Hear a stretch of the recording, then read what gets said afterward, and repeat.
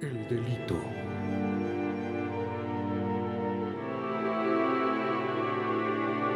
El delincuente.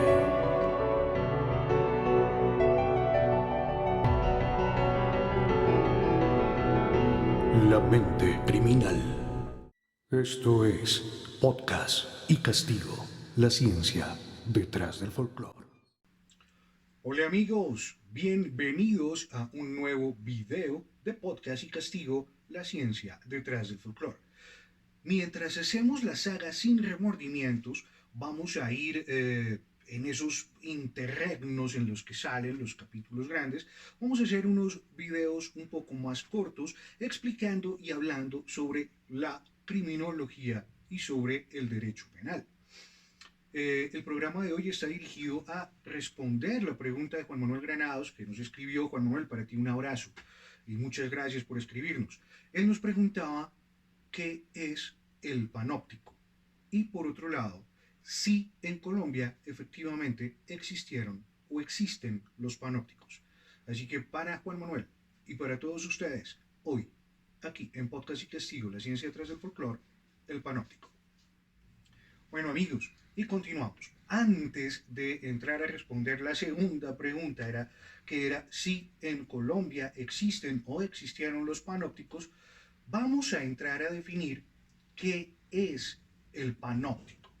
Y para poder definir o entender mejor qué es el panóptico, tenemos que obligatoriamente hablar de la teoría de Jeremías Bentham o Jeremy Bentham. Ustedes recordarán que él es el conocido por su teoría del utilitarismo, es decir, cómo sacarle el mayor provecho a las cosas, diríamos que de pronto con el menor esfuerzo, pero que todo sirva para todo. Claramente, cuando ustedes busquen, encontrarán un poco más a profundidad la teoría del utilitarismo. Y ese no es el objetivo de este video. El objetivo de este video es el panóptico. Vamos a empezar por describir el panóptico tal como lo hacía Jeremy Bentham, ¿ok? Entonces decimos que el panóptico es una periferia, es un edificio circular. En el centro, este edificio tiene una torre y esta aparece atravesada por amplias ventanas que se abren sobre la cara interior del círculo. El edificio periférico está dividido en celdas, cada una de las cuales ocupa todo el espesor del edificio. Estas celdas tienen dos ventanas, una abierta hacia el interior que se corresponde con las ventanas de la torre y otra hacia el exterior que deja pasar la luz de un lado al otro de la celda. Basta, pues, situar un vigilante en la torre central y encerrar en la celda a un loco, a un enfermo, a un condenado, a un obrero, a un alumno. Mediante el efecto de contraluz se pueden captar desde la torre las siluetas prisioneras en la celda de la periferia, proyectadas y recortadas en la luz. En suma, lo que hace el panóptico es invertir el principio de la mazmorra, el principio de ese sitio feo, de ese sitio horrible, y lo transforma a la luz y a la mirada vigilante y constante que capta la sombra y que en último momento cumple una función de protección. Una persona, una mirada a todo el mundo, cuando me mira, ¿qué es lo que pasa? ¿Me estarán viendo? ¿No me estarán viendo? Si me porto mal, me cogen. Si hago alguna fechoría, ¿me verá? Esa es la duda que quería implantar Bentham con su panóptico. Eso es lo que se convierte en el principio del panóptico. Ese principio del panóptico lo que busca es que por medio de la mirada incesante o de la posibilidad de esa mirada incesante, esas personas que están recluidas en ese centro en el que no saben si están siendo observadas, que no saben si las pueden castigar, a partir de esa tensión y de esa manipulación psicológica que conllevaría el no saber si me están viendo, se pierda la capacidad de delinquir. Y más allá de que se pierda la capacidad de delinquir, es que llegue el punto en el que no se quiera delinquir el panóptico. ¿Cuáles eran las funciones del panóptico? Ok, podemos encontrar tres funciones principales en el panóptico. La primera función es una función productiva. ¿Por qué? Porque las personas que van a estar ahí van a estar produciendo. Recordemos que Bentham es conocido por el utilitarismo. Luego entonces no sería utilitario tener a un grupo de personas ociosas durante toda su condena.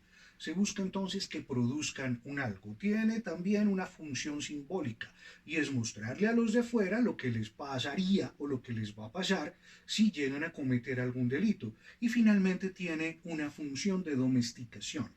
Como lo veíamos ahorita, o como lo hablábamos hace un momento, la idea es que las personas pierdan ese querer delinquir, pierdan esa intención y que terminen haciendo lo que la sociedad en este momento considera que es aceptable, lo que la sociedad considera que es bueno. Pero adicional a esto, yo siempre he dicho que el panóptico no es solamente una construcción de una forma singular, pues circular además también, ¿no? Sino que es la clara muestra de una teoría en la que se puede observar ese utilitarismo y esa pretensión de dominación, como lo podría llamar Michel Foucault. Es una tecnología de poder que recurre o que se busca o se usa para lograr la dominación del espíritu, de la mente y del cuerpo del condenado. Claro, diríamos que si lo reflejamos o lo contrastamos con la Edad Media, resulta mucho más humano, en teoría. Eso para hablar de las funciones. Ok, pero ¿cuál es el principio que rige al panóptico? El principio que rige al panóptico, por si se los preguntan en alguna tarea, en algún momento, es el principio de inspección. ¿Y qué es el principio de inspección? Pues nada, el principio de inspección es lo que hemos venido hablando. Es el pensar que me están observando, el pensar que me están vigilando, el pensar que me están viendo. Es darle básicamente todo el poder a un solo hombre que va a estar pendiente del otro grupo de hombres. Ese poder y esa, diríamos que temor, miedo de que me estén viendo, es lo que llevaría en últimas a que estas personas no cometan delitos adentro del panóptico. Y de ahí que pierdan el interés en hacerlo. ¿No me creen? Eso en criminología se llama control social. Ese control social es lo que permite que muchas de las personas que de pronto tengan el impulso de hacer alguna cosa en la calle no lo hagan porque lo están viendo. Ejemplo clásico, no sé, de pronto hay algunos novios que se están dando picos y cuando están dándose muchos más picos, dicen, oye, espere porque aquí hay gente. Eso pasa. Principio de control social, ese principio de inspección, pues hombre, el que usted está en la tienda y quiere coger una uva porque le pareció apetitosa y no lo hace porque me están viendo, pues no me están viendo. Ese es el principio de inspección. Ese es lo que después podríamos llamar o se va a llamar el control social.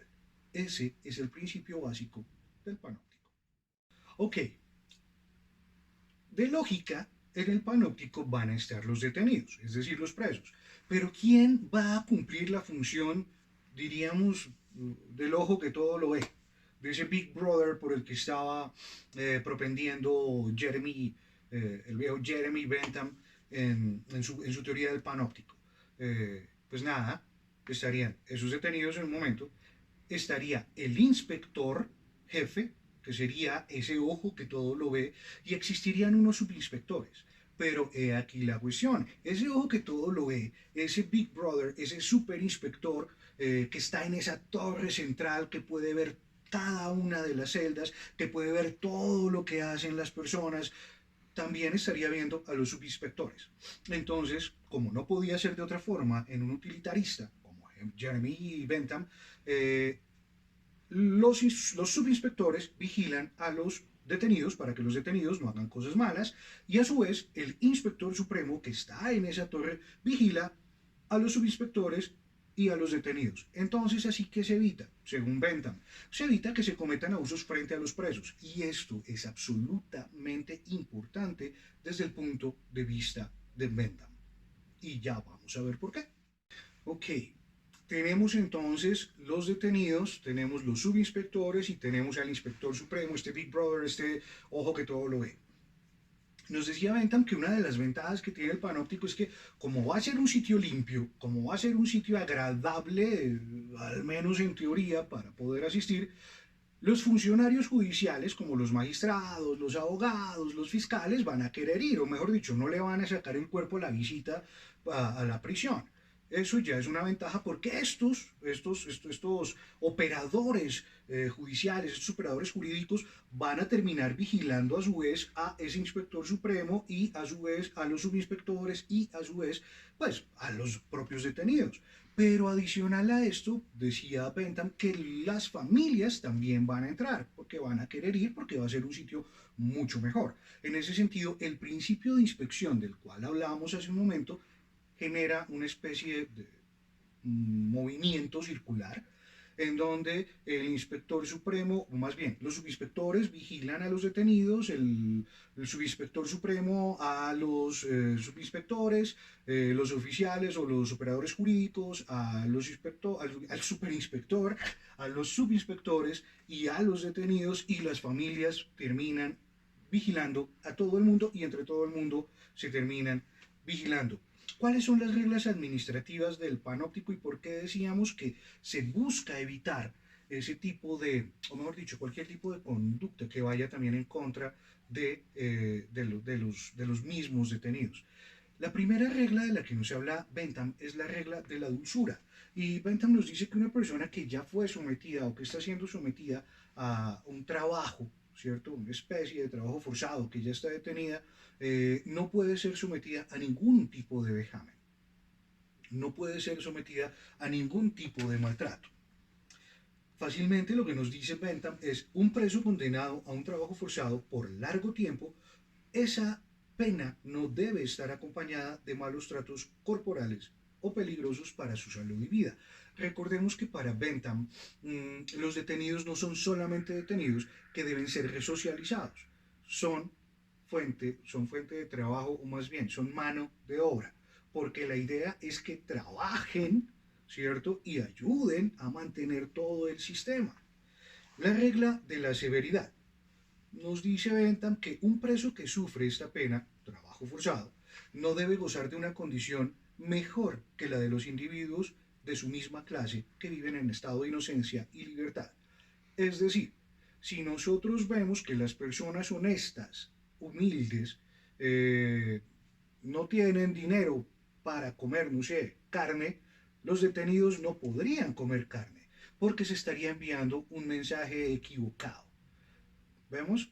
Esa es la regla de la severidad. O sea, pese a que ya estás adentro, el castigo no puede ser tampoco tan laxo. No puedes vivir mejor que la gente que está afuera y que se gana el pan honestamente. Y tres, la regla de la economía. Volvemos a hablar del utilitarismo. Claramente se hace referencia a no gastar más de lo que se debe, pero de igual forma se predica de cómo no se debe desechar ninguna ganancia. Es decir, si el trabajo de los detenidos nos genera réditos, nos genera una entrada económica a la institución, al país, a la ciudad, ¿por qué nos vamos a negar? Entonces, tres reglas del panóptico: la dulzura, la severidad y la economía. La convivencia. Bueno, ya les decía yo en un principio que el amigo Bentham básicamente fue absoluta y completamente minucioso con el panóptico y en cómo desarrollaba la teoría. Y también nos explicó la convivencia. Y nos decía Bentham que no se deben y no se pueden revolver, por llamarlo de alguna manera, a los detenidos. ¿Por qué? Y creo yo que también es un principio básico, y es que hay que diferenciarlo, según él, por su edad, por su grado de perversidad, por los delitos cometidos. No es lo mismo una persona que comete un delito de sangre, es decir, un homicidio, a una persona que comete una violación, a una persona que comete, no sé, un fraude con títulos, valores, a un raponero. Raponero es, dícese, de la persona que hurta bienes y servicios en la calle, jalándolos y saliendo a correr. En Colombia, de la manera coloquial, les dicen raponeros. ¿Cómo les dicen en sus países? Dejen los comentarios, sería interesante saber cómo les dicen cada uno de sus países. Pero esa era la convivencia, no deben revolverse. ¿Por qué? Porque una persona que no tiene un grado de perversidad alto, pues hombre, al estar en contacto con otras personas que sí tienen un grado de perversidad alto, sencilla y llanamente van a terminar aprendiendo o adquiriendo ese tipo de conocimientos o ese tipo de, ¿cómo lo llamaríamos acá? Mañas, lo llamaríamos mañas aquí en Colombia, aprenden ese tipo de conductas. Acuérdense de la teoría de la asociación diferencial. Todos terminamos aprendiendo dependiendo de lo que vemos y de la gente con la que interactuamos. Bueno, y en punto del trabajo, ¿qué? Bueno, ya todos sabemos que estamos hablando del utilitarismo, estamos hablando de Bentham. Si no han escuchado o no han leído mucho de Jeremías Bentham, léanlo, es bastante interesante, muy entretenido. Eh, es bien particular. Pero para Bentham, el punto del trabajo, lo que nos referencia cuando hablamos del panóptico es que el trabajo no puede ser un trabajo forzado. Es decir, lo que hay que hacer es meterle en el espíritu al detenido que trabajar es bueno, que hay que trabajar. ¿Y cómo hacemos eso? Pues por medio de recompensas, porque al detenido habría que pagársele. En la parte de la comida o la alimentación de los detenidos, Bentham, utilitarista al fin y al cabo, diría Paz, padre del utilitarismo, Bentham nos dice, oiga, en los detenidos no vamos a gastar dinero pues en comida manufacturada. Es decir, por ejemplo, ¿yo por qué tendría que darles pan? Si el pan, a mí, para hacer pan o hacer pan tiene un costo. Aparte de los implementos que son diferentes, lo, lo que voy a utilizar para la receta, como huevos, mantequilla, harina, necesito un panadero que lo amase, que lo haga y que lo ponga en el horno y que lo saque. Es decir, eso tiene un costo. Bentham decía, oiga, ya la tierra nos da muchas cosas, las cuales no tenemos que meterle mano de obra. Pero ahí viene una de las recompensas o una de las cosas que según Bentham haría que la gente trabaje. Pero si el detenido trabaja, ¿cierto? En la prisión, pues hombre, como le estamos pagando, si él quiere pancito, que nos dé un billete, nos pague unos dolaritos, nos pague unos pesos colombianos, o unos pesos argentinos, unos pesos mexicanos, donde sea que estén, y le damos pancito. El hombre quiere unos huevitos, entonces un scramble, entonces hace su trabajo, el panóptico, la prisión le da su dinero y él va y compra y dice, chef, hoy quiero unos huevitos porque me los gané, porque trabajé. De esa manera incentivas el trabajo. Pero además de esa manera estás haciendo autosostenible ese sitio de reclusión, ese panóptico. Utilitarismo en el más puro, puro pensamiento. Esa es la forma de alimentarse en el panóptico, según Bentham, por recompensas y la forma de trabajar. Ah, se me olvidaba, también regula los domingos, porque los detenidos trabajan de sol a sol, de lunes a viernes y sábados también trabajan. Y él dice, claro, tienen que tener un día para el descanso, pero como Bentham lo reglamentó todo e hizo la descripción del panóptico absolutamente clara, diáfana, transparente y cristalina, él no podía dejar de lado el día domingo. Recordemos que él todo lo iba a controlar. El domingo era el día para aprender y era el día para rezar, porque la gente se vuelve buena cuando tiene a Dios en su corazón. Lo decía Bentham. Y pues obviamente hacían sus trabajitos y aprendían algunas cosas. Eso es el panóptico a grandes rasgos. Y sí, amigos, eso es el panóptico. Espero que les haya gustado la explicación sobre el panóptico, que la hayan encontrado educativa o de ayuda para lo que ustedes requieran, para sus tareas, para sus trabajos o sencilla y llanamente por simple curiosidad. Pero es menester responder la pregunta de nuestro amigo Juan Manuel, a quien nuevamente le mando un abrazo y le doy las gracias por escribirnos. En Colombia existen dos panópticos, es decir, tenemos que decir que la respuesta a la pregunta de si en Colombia hubo o hay panópticos tiene una respuesta un tanto ambigua, porque debemos decir que sí, porque así se llamaron. La penitenciaría de Cundinamarca, panóptico, y el panóptico de Ibagué. Pero cuando vamos a mirar si estas dos estructuras, tanto la penitenciaría de Cundinamarca, panóptico hoy, Museo Nacional, y o el panóptico de Ibagué, son realmente panópticos, vamos a observar que por su construcción no son panópticos. Recordemos que el panóptico es un edificio completamente circular, el cual tiene una torre en el centro, que esa torre en el centro es donde en la parte alta se hace el inspector superior o el inspector supremo, y desde ahí puede ver cada una de las celdas. O sea, el principio del panóptico es ese, el de la observación, esa capacidad que voy a tener de verlo todo. Y sobre los detenidos, ese incrustar, meter en la psiquis de cada detenido que me pueden estar viendo. Es el no saber si me están viendo. Es la certeza de que básicamente no puedo hacer nada porque me van a ver. Entonces era un edificio circular con una torre en el centro que aparte tenía solamente un pasaje para que puedan entrar los subinspectores y pues el mismo inspector. Cuando nosotros observamos el panóptico de Ibagué y observamos el panóptico de la penitenciaría de Cundinamarca, es decir, el Museo Nacional, vemos que son construcciones en cruz. En este momento en el video les estoy poniendo las fotos de tanto el Museo Nacional, hoy Museo Nacional, antiguamente la Penitenciaría de Cundinamarca, y del Panóptico de Ibagué. Van a ver ustedes que son construcciones en cruz, que tienen efectivamente una torre en el centro, pero solamente hay que intentar poner un poco más de lógica. Si la construcción es en forma de cruz, la persona, ese subinspector o esos subinspectores, el subinspector, pues, ese ojo que todo lo ve, el Big Brother, no sé cómo lo quieras llamar, ¿podría ver a todos los detenidos? No, porque claramente los del fondo, de la mitad para el fondo, se les perderían. Entonces eso termina haciendo que se pierda el principio de inspección. Lo mismo pasa con el de Ibagué. Entonces, en teoría, se llamaron panópticos o les pusieron panópticos. En la vida real, no fueron panópticos. Jeremy Bentham fue demasiado específico con las indicaciones del panóptico. Tan específico que es bajo ese precepto de construcción que funciona.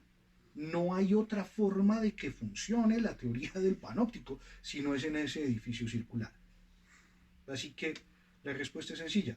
Sí, pero no.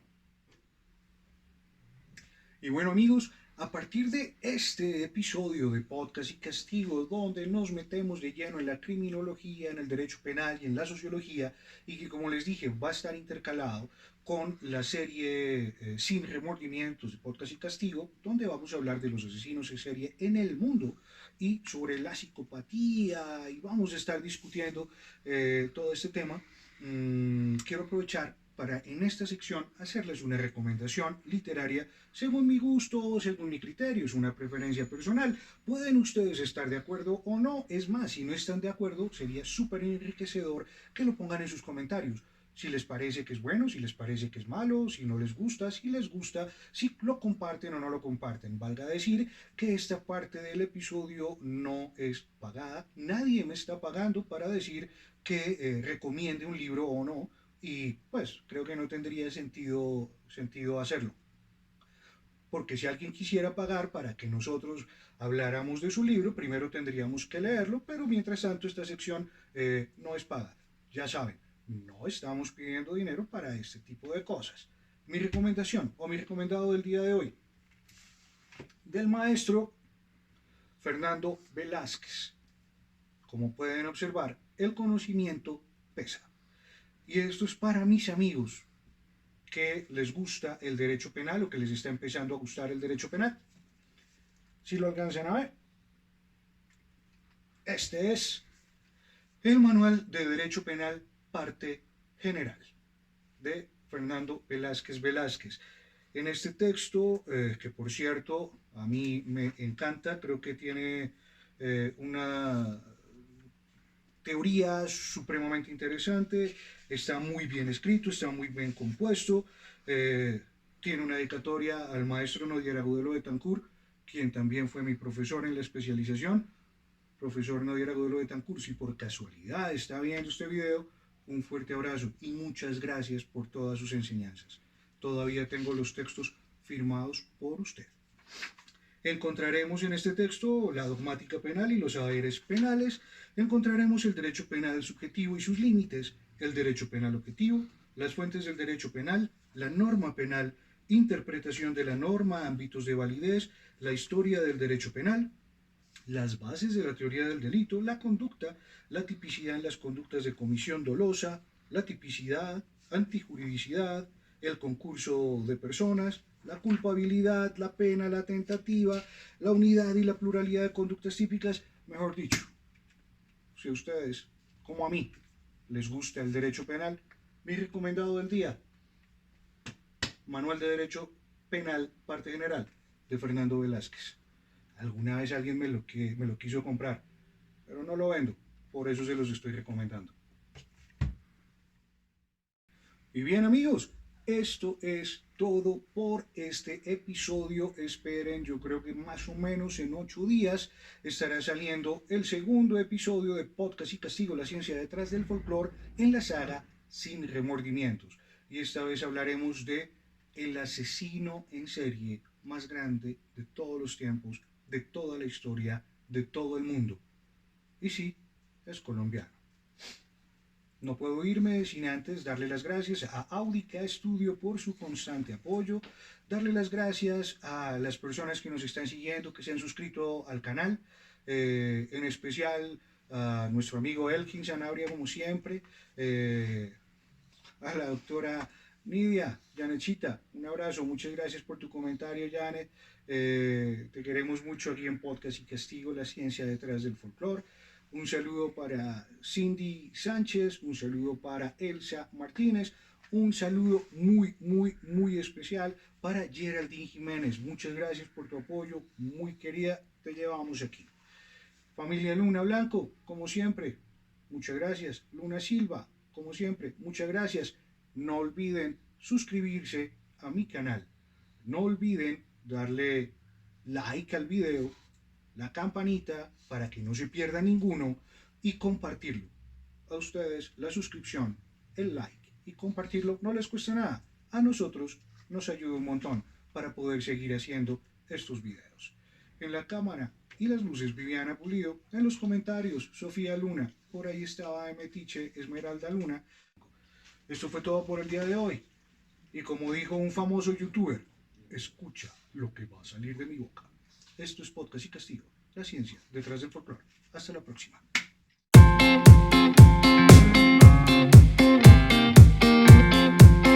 El delito.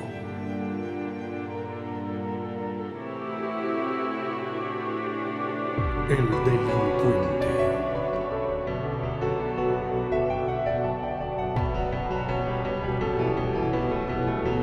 La mente criminal. Esto es Podcast y Castigo, la ciencia detrás del folclore.